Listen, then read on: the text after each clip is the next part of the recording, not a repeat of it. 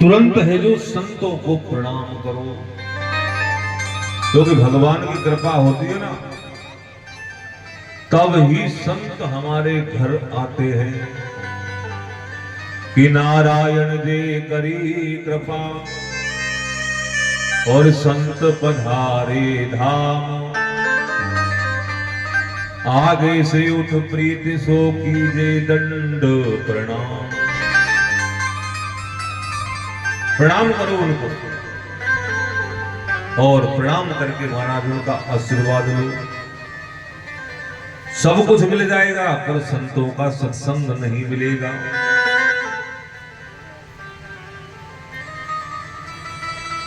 जो संत होते हैं ना महाराज, इनका जो स्वभाव होता है,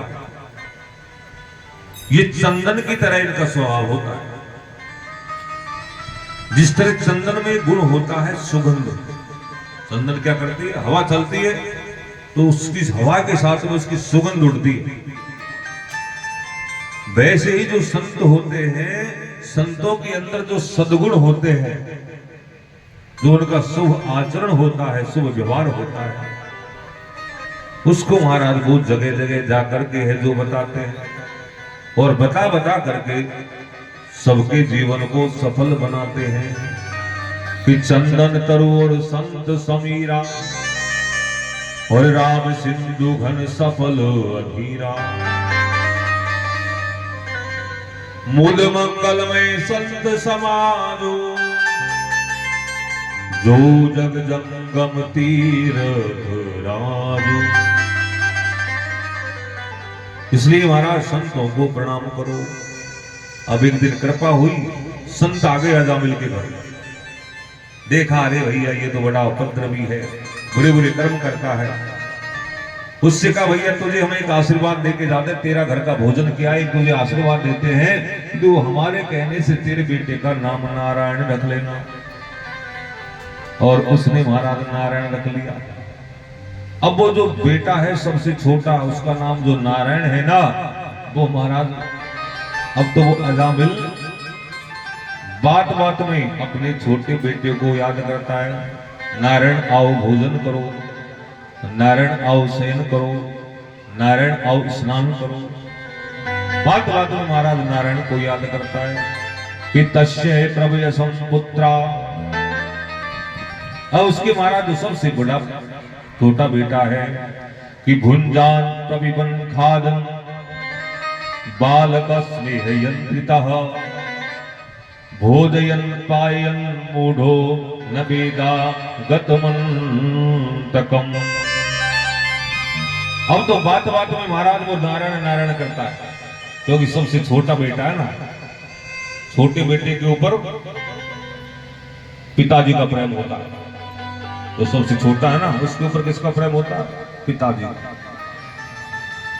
और जो घर में सबसे बड़ा बेटा है, उसके ऊपर किसका होता है, मैया का। अब मैया सोचती है अरे मेरा बेटा जल्दी से बड़ा हो जाएगा, घर में बहू आएगी, काम करेगी, मेरे पैर दबाएगी, मुझे फायदा हो जाएगा काम में।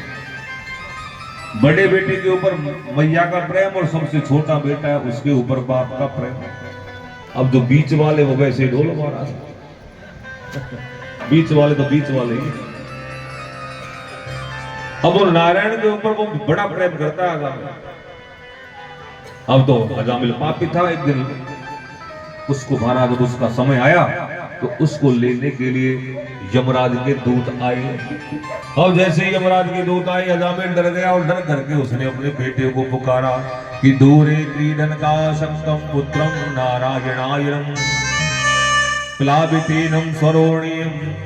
अब तो महाराज उसने दूर से आवाज लगाई अपने बेटे नारायण को, नारायण मुझे बचाओ, नारायण मुझे बचाओ। अब जैसे अपने बेटे को पुकारा तो बेटा तो नहीं आया बचाने के लिए, पर भगवान के दूत आगे बचाने। अब अजामिल खाट में पड़ा पड़ा देख रहा, यमराज के दूत तो कहते हैं कि हम लेके जाएंगे और भगवान के दूत कहते हैं कि इसको हम बचाएंगे। और भगवान के दूतों ने महाराज अजामिल को बचा लिया। अजामिल बच गया, यमराज के दूत चले गए। शिकायत की यमराज जी से। यमराज जी ने कहा भैया मैंने तुम्हें पापियों को लाने के लिए कहा है, अजामिल जैसे जो भक्त है भगवान के उनको लाने के लिए नहीं कहा है। यमदूतों ने कहा हमारा दो भी तो पापी था। बोले वो पापी नहीं था, उसने अपने पुत्र का चाहे नाम लिया हो पर ये नाम भगवान का है, नारायण का है। और जो भगवान का नाम कैसे मिलेगा कि सांकेतम परिहासं वा स्तोभम हेलनमेव च वैकुंठम नाम गृहणामं संपाद्य हरियम विदुः। भगवान का नाम ऐसा है कि चाहे तुम लोभ से लो, क्रोध से लो, संकेत से लो, कैसे भी लो, भगवान का नाम यदि मुख से निकल गया तो कल्याण कर देगा।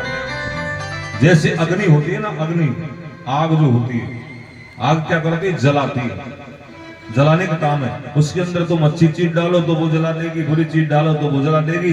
वैसे ही भगवान का नाम है, चाहे तुम कैसे भी नाम का जप करो, महाराज भगवान का नाम तो कल्याण करेगा, पापों को काटेगा।